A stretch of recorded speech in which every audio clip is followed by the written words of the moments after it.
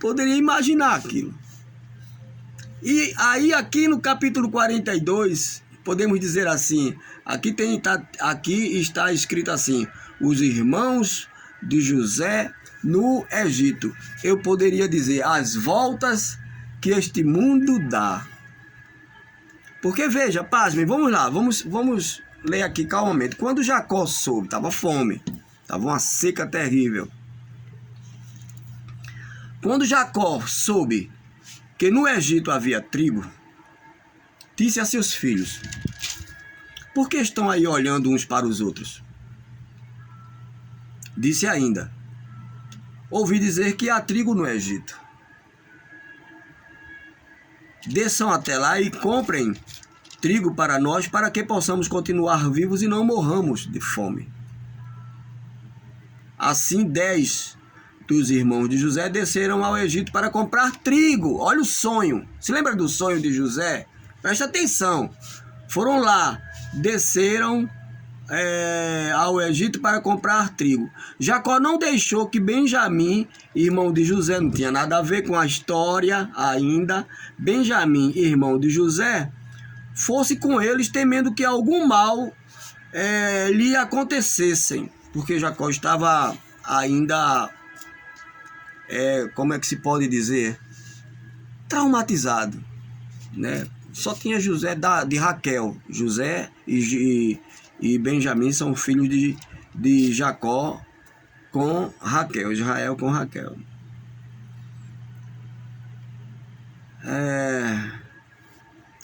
Jacó não deixou que Benjamim, irmão de José, fosse com eles, temendo que algum mal lhes acontecesse. Os filhos de Israel estavam entre os outros que também foram comprar trigos por causa da fome em Canaã, na terra de Canaã.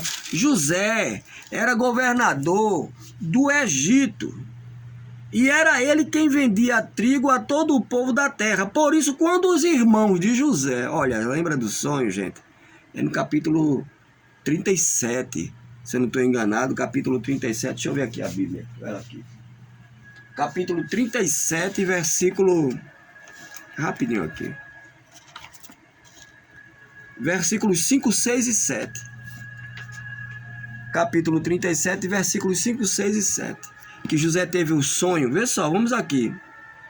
José era governador, versículo 6. José era governador do Egito e era ele quem vendia trigo a todo o povo da terra. Por isso, quando os irmãos de José chegaram, curvaram-se, olha só, isso é de arrepiar. Curvaram-se diante de José com o rosto em terra. Meu Deus do céu. José reconheceu os seus irmãos logo que os viu, mas agiu como se não os conhecesse e lhes falou asperamente: de onde vocês estão vindo? Responderam eles: da terra de Canaã, para comprar comida. Se cumpriu aquele sonho de José.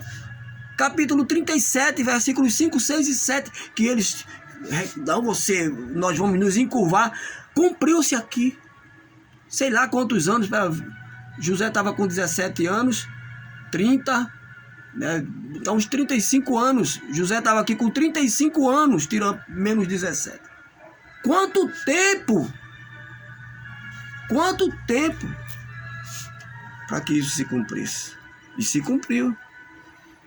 E os irmãos de José nunca poderiam imaginar que isso vinha a acontecer. José conheceu os seus irmãos, mas eles não o reconheceram. Versículo 8. Lembrou-se então dos sonhos que tivera a respeito deles e lhes disse: vocês são espiões. Vocês são espiões. Vieram para ver onde a nossa terra está desprotegida. Eles responderam: não, meu senhor. Teus servos vieram comprar comida. Todos nós somos filhos do mesmo pai. Teus servos são homens honestos. Nós não somos espiões. Mas José insistiu: não. Vocês vieram ver onde a nossa terra está desprotegida. E eles disseram: teus servos Eram 12 irmãos, todos filhos do mesmo pai, na terra de Canaã. O caçula está agora com nosso pai. E o outro já morreu, já não é mais. José tornou a afirmar: é como eu estou falando a vocês. Vocês são espiões, José. Testando, vendo o que estava acontecendo. Vocês são espiões, vocês serão postos à prova. Juro pela vida de Faraó que vocês não sairão daqui enquanto o seu irmão caçula, o mais novo, não vier para cá. Mandem alguns de vocês buscar o seu irmão, enquanto os demais aguardam presos. Assim ficará provado se as suas palavras são verdadeiras ou não. Se não forem, juro pela vida de Faraó que ficará confirmado que vocês são espiões. E os deixou presos por 3 dias. Nesses 3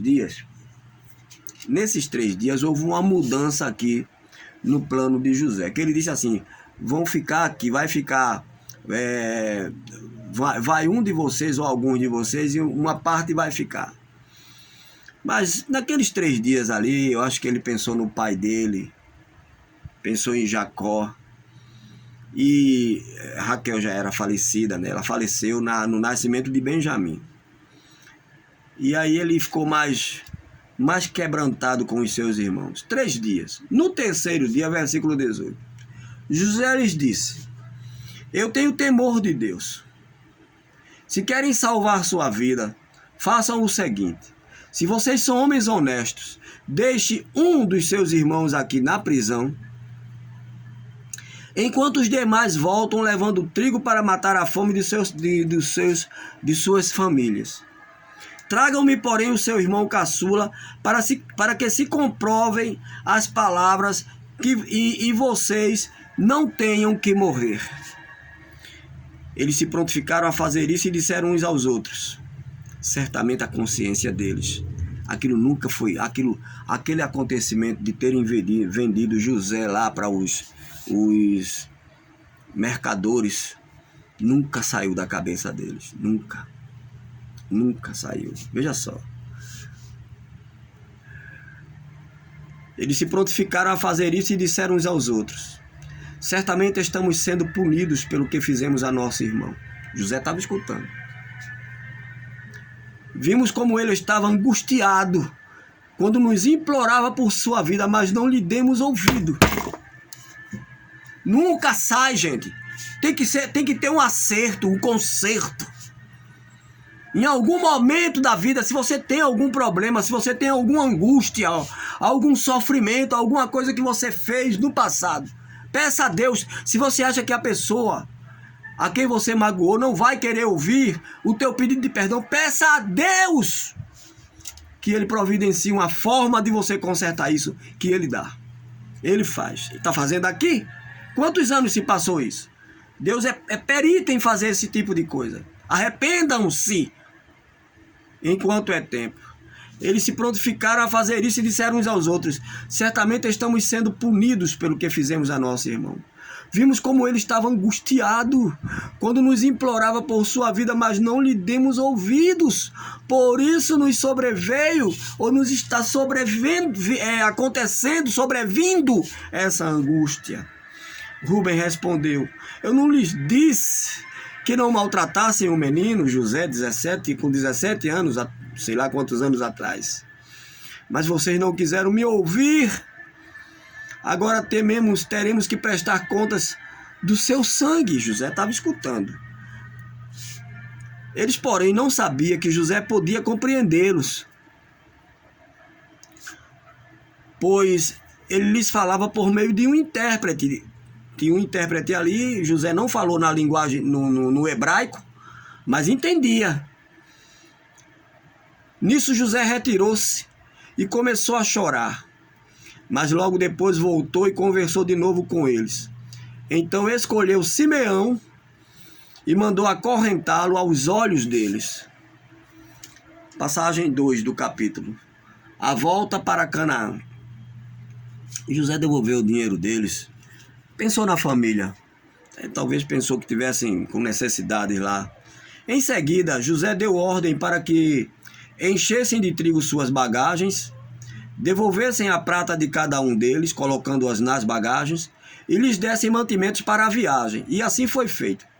Eles puseram a carga de trigo sobre os seus jumentos e partiram, voltando para Canaã. No lugar onde pararam para pernoitar, na venda, na Bíblia de Almeida diz, na venda, no lugar onde pararam para pernoitar, um deles abriu a bagagem para pegar comida para o seu jumento e viu a prata na boca da bagagem e disse a seus irmãos: devolveram a minha prata. Está aqui na minha bagagem. Tomados de pavor, misericórdia, em seu coração e tremendo, disseram uns aos outros: que é isto que Deus está fazendo conosco? Ficaram aterrorizados, só que não sabiam que isso era Deus trabalhando. Que é isto que Deus está fazendo conosco? Ao chegarem à casa de seu pai Jacó, na terra de Canaã, relataram-lhe tudo o que lhes acontecera, dizendo: o homem que governa é a terra do Egito. O homem que governa aquele país falou asperamente conosco e nos tratou como espiões, pai.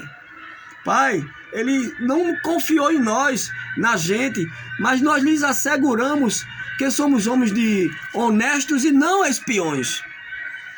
Dissemos também que éramos 12 irmãos, filhos do mesmo pai, e que um já havia falecido, e que o caçula estava com o nosso pai em Canaã. Oh, pai, sabe o que aconteceu, pai? Então o homem, pai, que governa aquele país, nos disse: vejamos se vocês são honestos. Um dos vossos irmãos ficará aqui comigo, os outros poderão voltar e levar mantimento para matar a fome das suas famílias. Tragam-me, porém, meu Deus. Jacó deve ter ficado aterrorizado. Tragam-me, porém, o seu irmão caçula para que eu comprove que vocês não são espiões, mas sim homens honestos. Então lhes devolverei o irmão e os autorizarei a fazer negócio nesta terra. Jacó entrou em desespero. 35.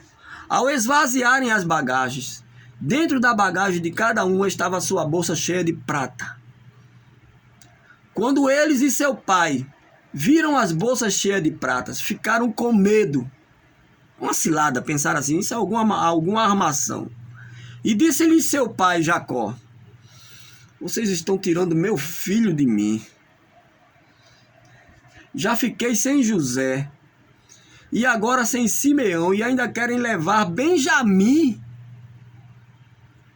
Tudo está contra mim. Então Rúben disse ao seu pai: pai, podes matar meus 2 filhos se eu não trouxer de volta Benjamim. Deixa-os aos meus cuidados e eu o trarei. Mas o pai respondeu: meu filho não irá com vocês. Seu irmão está morto, José, e ele é o único que resta. Se qualquer mal lhe acontecer na viagem que estão por fazer, vocês farão meus cabelos brancos descerem à sepultura com tristeza.